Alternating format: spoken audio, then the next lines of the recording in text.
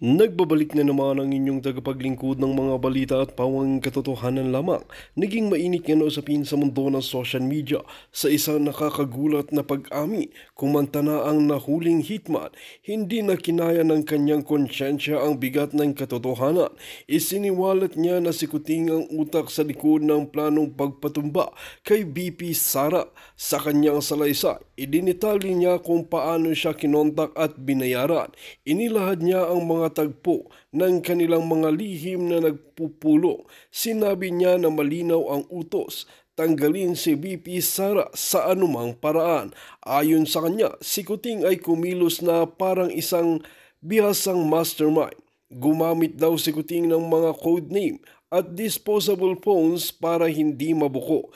Ibinunyag din niya ang mga pangalan ng iba pang kasabwat sa plano, pati ang eksaktong petsa at lugar ng dapat sanang pagsalakay ay kanyang itinuro. Gulat na gulat ang mga otoridad sa bigat na impormasyon inilabas niya. Agad na inatasan ng isang task force para tugisin si Kuting at ang kanyang grupo. Si BP Sara naman ay agad binigyan ng karagdagang seguridad matapos ang pagsisiwalat. Patuloy ngayon ang imbestigasyon para mapatibay ang kaso laban sa mga nasa likod ng sabwatan.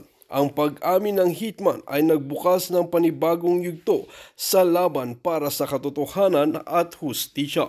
Well mga kaibigan, para nga sa karagdagang impormasyon, panoorin nga natin ang buong video. At kung bago ka pa lamang sa aking channel, huwag kalimutan i-click ang subscribe button at notification bell para lagi kang updated sa ating mga bagong video. At para sa sulit viewers natin dyan, maraming salamat sa walang sawang pagsuporta. My God! So ito po ay recycled. So may problema dito kay Amy Marcos. Maliban sa nakikita na natin manggagamit, wala ka ng credibility. Kasi the fact na gumamit ka ng recycled pictures, hindi magandang hindi yan magandang optics. 'Di ba? Hindi yan magandang optics kasi luma na yan eh. Luma na yung campaign materials mo, magbago ka naman. Hindi ka pa ba satisfied dahil itinaas na nga naggawa pa kayo ng itim-itim video ni Inday Sara. Hindi ka pa ba satisfied dahil itinaas na ng pinaka-popular na politiko na vice president, mas popular pa sa kapatid mong bangag, ang iyong kamay. Pero kasi nakikita mo na talagang sinusuka ka na ng taong bayan, talagang nga hindi ka nagsasalita, na ikaw ang tanging witness na addictus benedictus ang iyong kapatid. False advertising yan. 'Di ba? Baka nga may election law violation pa yan eh.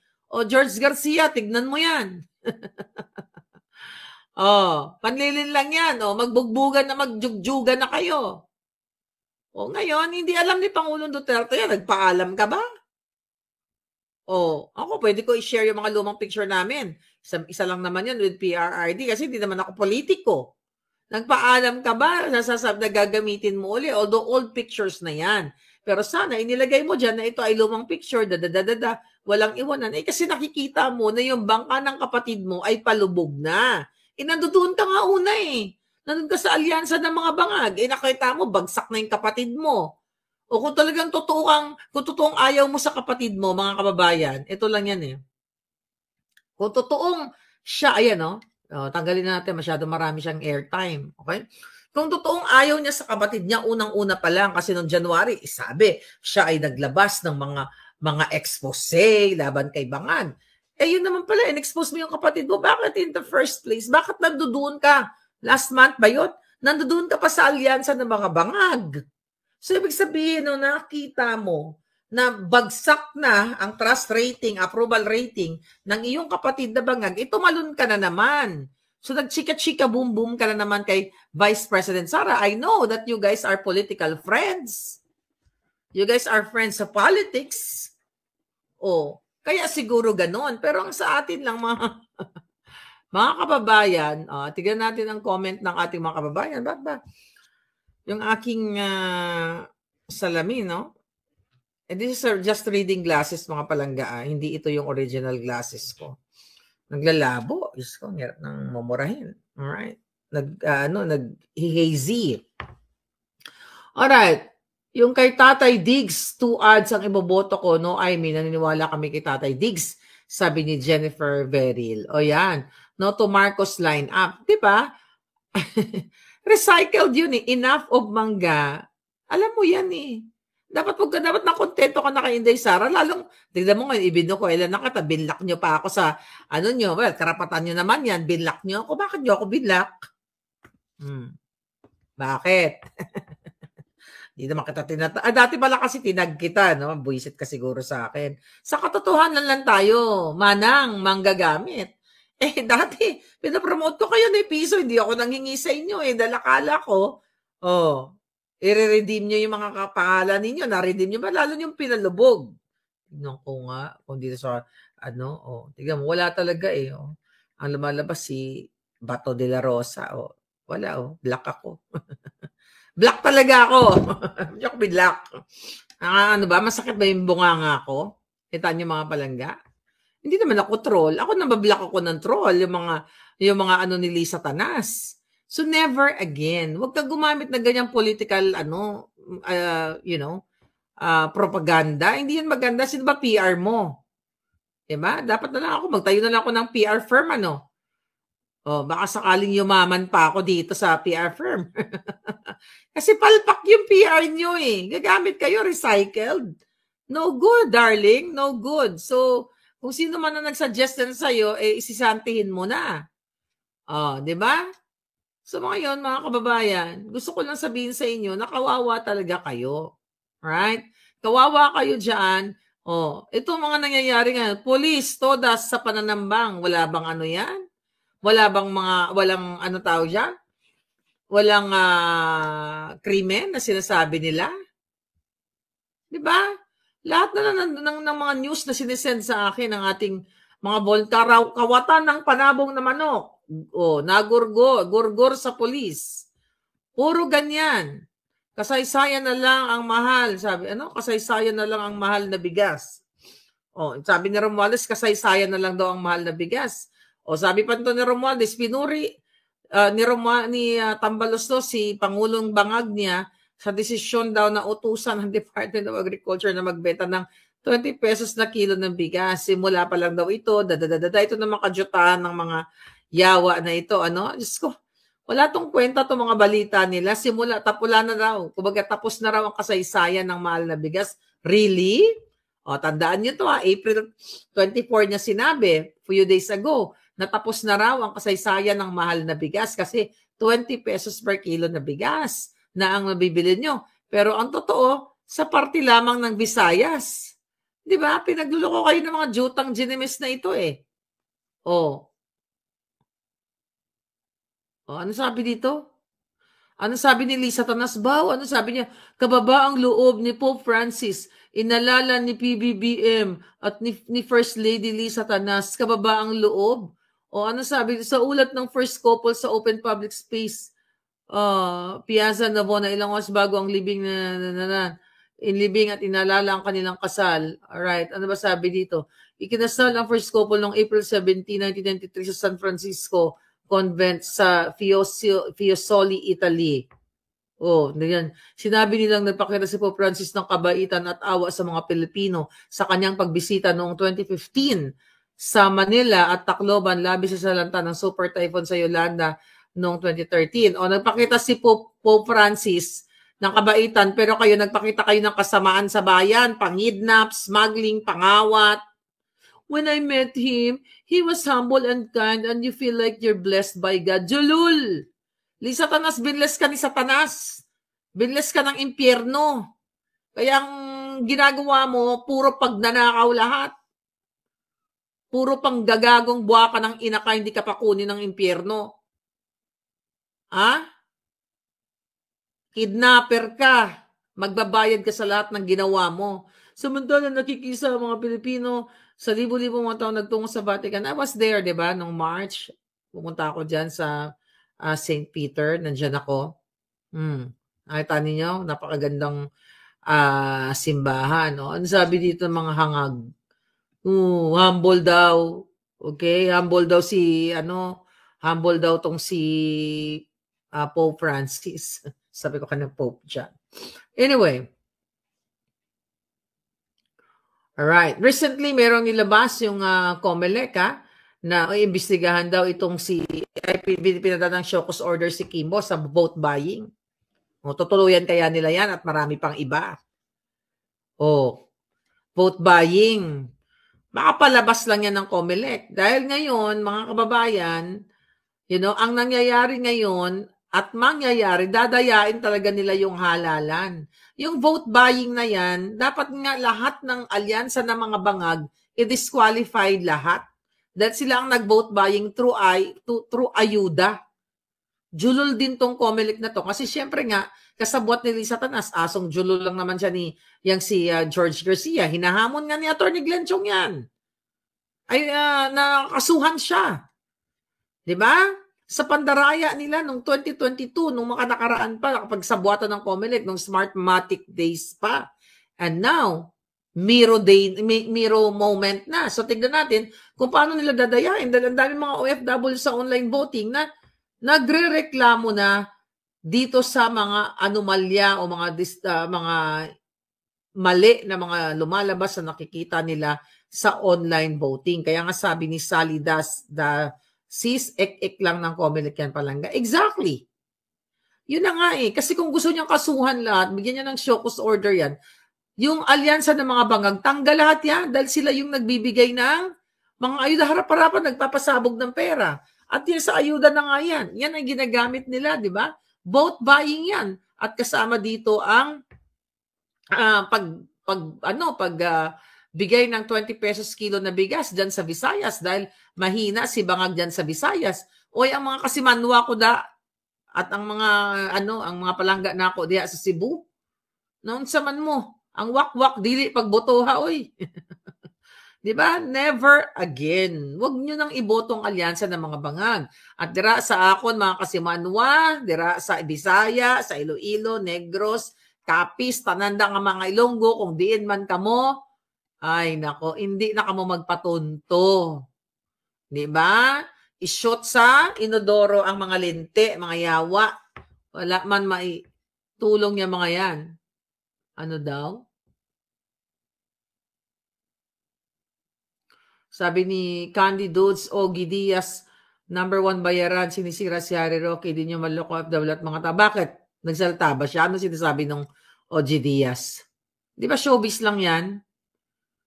Hindi ko alam, hindi ko pa nabasa. Talagang sisirain si Spokes Harry. Kitang-kita nyo nga, ako nga, di ba? Ipapa-extradite daw nila. Hello? Hindi. Papa-extradite ako na mabuha ka ng ina. Good luck from Capiz. Oy, Sir Puyoy, kumusta ka mo damo nami na sa Capiz. Diin ka sa Capiz palangga. Diin ka banda. Yes. Oo. Yes, May, thank you so much. Di ba? Yeah. Araw-araw may ayuda sa Marikina. Ayun na nga. Ay, Remy. Ayan, isa pang Ilonggo. Kumusta na kamuda? So ngayon, hindi nyo na napagbutuha ang mga Hiyodiponggol. Nami na sila, gorgoron sa balota. Naboljak si Joel Chua ni VP Sara kagabi. Oo, tiyan mo yung Joel Chua na yan. Minura ni Inday Sara. Kasi nakita niyo naman kung paano nila sirain si Inday Sara, di ba? Nakatikim siya ng jutang ginina, lumusob pa doon si Inday sa distrito niya sa Maynila, di ba? Kasama si Yormi. Oh. Di ba? Buti pa kami Fair Lady, di tulad ng ibang vlogger na bangag, sabi ni Katobi. Uy, Katobi, kumusta ka na? Wak-wak yan si Gwendolyn, ha? Tiguang, sabi ni Timmy Alonso. Oo, murag wak-wak. Gina Bola Dako, Mamarka, I love Iloilo, nami kayong food, ayami. Oo, nami ang Balenciana sa Iloilo, natalawan nyo na. Ang Balenciana, yan ang mga original ng ng Ilonggo. Ang amon nga bayi-bayi, ang amon nga sa mga Bisaya, dira sa Capiz, ang amon nga ano tawag sina? Yung may sabaw. Batchoy, kanamit. Di ba? Kaya wag nyo na iboto yung mga bangag. Higupin nyo na yan na parang batchoy. Lunukin nyo ng buong buo. Wag na kayong magpa-loko, okay? Vote straight, Duterte 10. i-educate nyo ang inyong mga kababayan, ang inyong mga kapatid, lalo kayo mga OFW, you guys are very powerful to influence. Kasi kayo yung nakakaramdam ng hirap eh. Kayo ang nagapangudkudira, kayo ang nagapanglimpyo sa mga mansion nga balay para magkakwarta lang kamo. Oh. Tapos, di ba, turuan niyo yung mga anak ninyo, mga pinsan ninyo, mga pinapadala ninyo na huwag niyong iboto ang mga bangag. 55% palangga ang imol, ang mahirap. Hindi pa ba malinaw sa inyo yan? Hi, Melvin. How are you? Melvin Nakandanam, Chino Mirabueno. How are you? Sundalo patay sa gyera, di pinuntahan, lamay dahil mahirap lang. O, yan na nga. Chino, yan na nga sinasabi ko. Yung mga sundalong nagorgor, di ba? Pinuntahan ba ni Bangag? Yung recently. O, yun na nga, ganyan nga ang sinasabi ko sa inyo. Tapos si Pope Francis, pinuntahan. O, pwede naman mag-send lang ng, maintindihan naman ni Pope Francis yun. Lauya sa Iloilo. Ay, Lauya, namit na agad ang Lauya. Oh my God. Tsaka yung kadyos. Pero kasi may kaibigan ako, Ronti, shout out. Masarap yun magluto ng kadyos. At tsaka si Butch ng Las Vegas, Nevada, tsaka si Jerry. Nako, sarap niyan babalik ako diyan ng bonggang-bongga sa bahay ninyo ha. Luto kayo ng kadyos, KBL. Yes. Eleanor Avila. Pamilya ko sa Pinas lahat PDP Duterte din, sabi ni Candice. Correct. Nagbayad ng medical bill Nagbayad ng medical bills ni Nora, si BBM. No, pera niya yan. Nagbayad ba siya? Pera niya ng bayan yan. Oh. Dapat nga libre na yan dahil national artist yan. Dapat nga ang mga artista, sa totoo lang, yung mga kompositor na yan, yung mga singer na yan, merong mga protection yan. Yan ang sinabi ni isa sa mga interview na ko kay Bangag dati eh. Nabigyan ng like yung mga royalty na mga artista o meron silang samahan katulad dito sa nakalimutan ko lang yung mga terminology katulad dito sa Amerika yung kapag nag-artista ka o singer ka meron kang protection, meron kang healthcare and everything. Sa Pilipinas, tignan mo superstar ka na.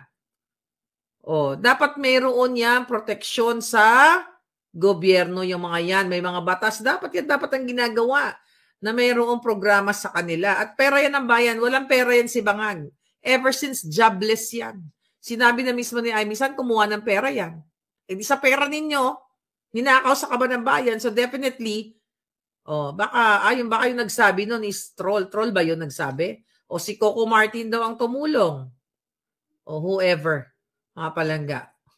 Nasabi naman si Chavit ang sumagot ng lahat. Sino ba talaga? Kasi hindi ko napafollow although nagbigay tayo ng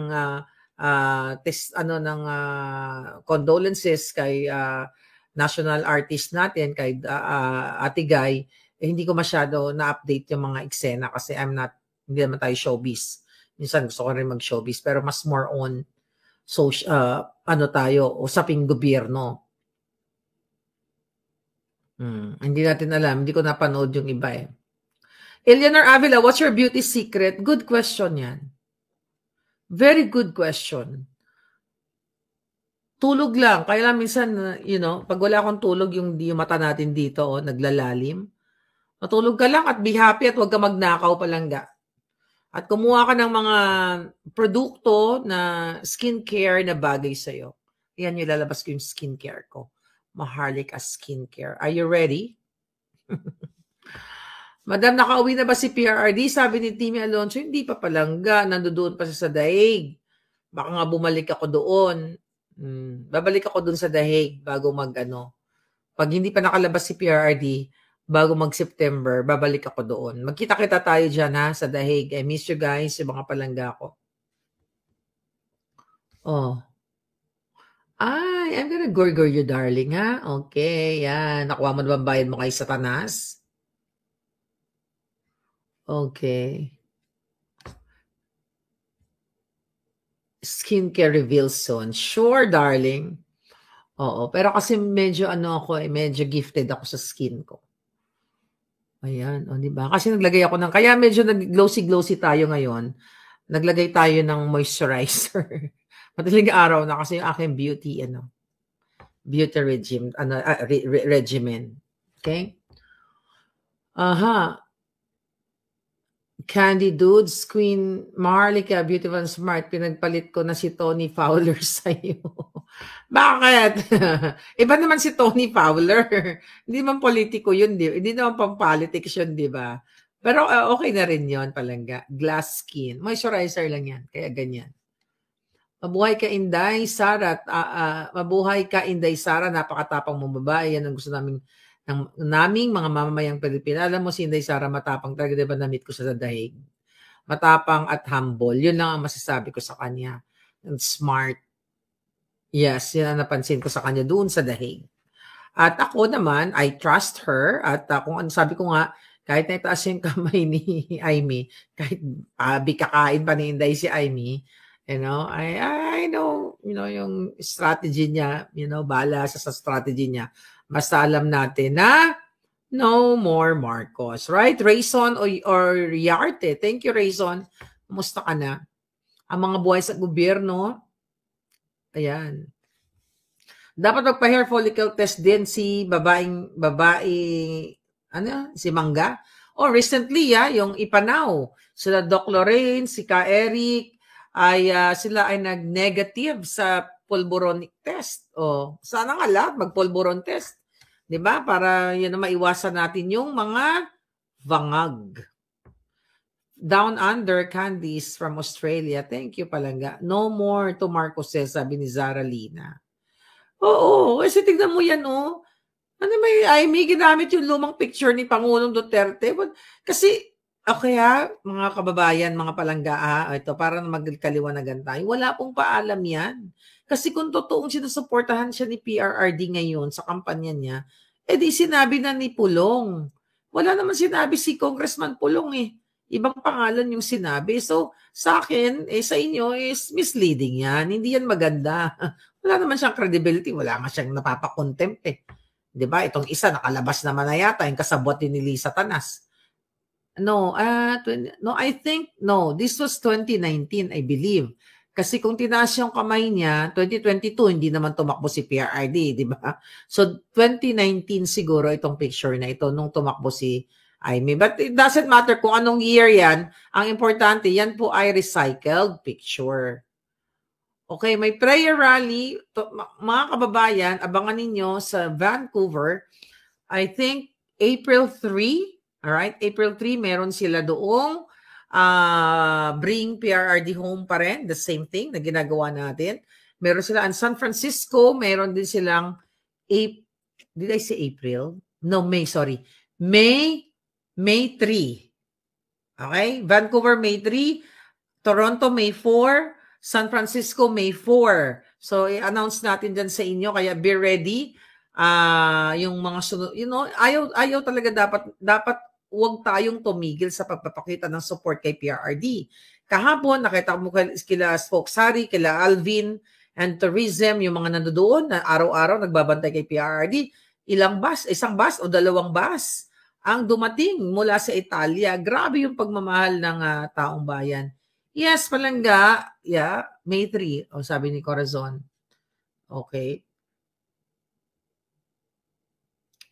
Road to 500K na subscriber ni Queen Maharlika. Of course, I'm the queen. O nga, no? Ayan. Okay, si Attorney Vic Rodriguez, number 56. Alright, number 56. At syempre, wag natin kalimutan ang lahat. Diba? Lahat ng Duterte 10. Alright, so, magkikita daw ba kayo uli ni Coach Oli? I think, nandito lang naman siya. Hindi ko na alam kung nasaan na siya ngayon. He seems so nice naman. Ako naman, hindi man ako nangaaway. Mga politiko lang inaaway ko. Mabait naman, di naman niya ako inaaway. So, we're okay. Nagsaya naman kami. Di ba? At saka ako naman lagi ko sinasabi na hindi niyo ako kaaway. Hindi ako kaaway ng mga vloggers.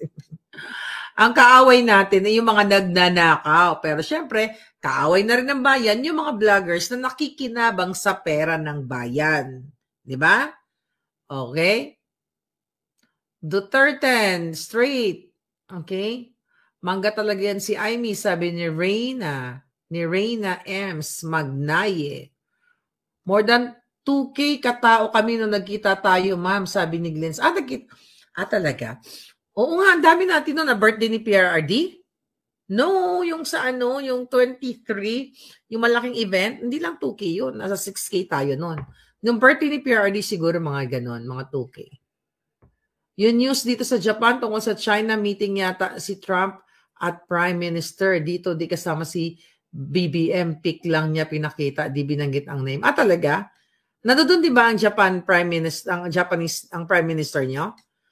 Oo. Yan nga ang inaantay ni Bangag at ni Lisa Tanas, magpo-photo op sila kasi gagamitin nila as kanilang optics or for their political gain na kunyari nagkita-kita sila. So na yan, given na yan. Yes, Gab-Gab, I love you too, Gab-Gab. Thank you, Palangga. Di po ako nakadalo sa birthday. Hindi ka nakadalo. Doon ka doon sa 23, no, Glenn? Alright. Sabi ni Gab. Thank you. Si Attorney Roque palagi sa dahig dahil binigyan siya ng, Binigyan siya ng residence. Hindi ko makita to. Okay. Siya ng Hague residence. Alam ko yan. Alam ko yung niya Palangga. Yung situation niya. Maharlika for Senator 2028. Sabi ni Kentoy. Di ba? You'll never know, mga Palangga. May residency na ba si Spokes? Hindi pa pala kami nag-usap ilang days na mamaya. Magla-live kami 7 o'clock. I hope available siya kasama namin si Attorney Glenn Chong. Anyway, yun lang muna mga Palangga. Basta never again to the Marcoses. Okay? Kasi plastic lang si Amy. Challenge siya. Gusto niya ng boto? Ilabas niya lahat. Okay? Hindi na ipat-contempt niya lahat. Hindi lang yung ganyan-ganyan. Labas niya. Mag-ano tayo. Kumbaga para tayong nasa kartel. Diba? Yung mga mafia. Sige, labas mo to. Ganito, ganyan. Ilabas niya. Nabangag yung kapatid niya.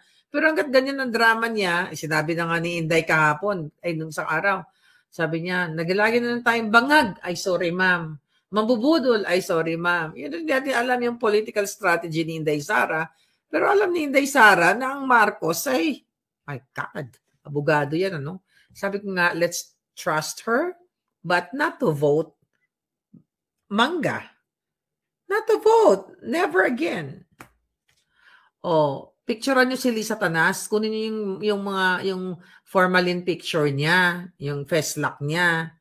'Di ba? Dapat nga inaano niyo yan pinapaparachi niyo Tignan yung pagkiang-kiang ni Lisa Tanas. Meron bagong dance step si Spokes Harry Roque, butod-butod. Butod-butod. Actually, namimiss ko si Spokes Harry, no? Masayang kasama yan. Alam mo dati, si Spokes Harry, akala ko maangas. Di ba kasi parang tignan mo maangas yung itsura niya kasi talagang maangas siya sa mga bobo, no? Pero pag nakilala mo si Harry Roque, matutuwa ka. Parang ayaw nyo nang maghiwalay. Nalungkot nga ako kasi masaya siyang kasama. Happy lang siya. Hindi siya negative. Masaya ako kasi naging kaibigan ko si Spokes Harry. Kasi, na zero out yung parang hindi magandang perception ko sa kanya noon dahil nga akala ko supporter siya ni Bangag. Pero pag nakilala mo si Harry, matutuwa ka. Sasaya ang buhay mo pag kasama mo everyday si Harry Roque, si Spokes Harry. Anyway, makakasama ko siya mamaya and let's talk again later. Bye!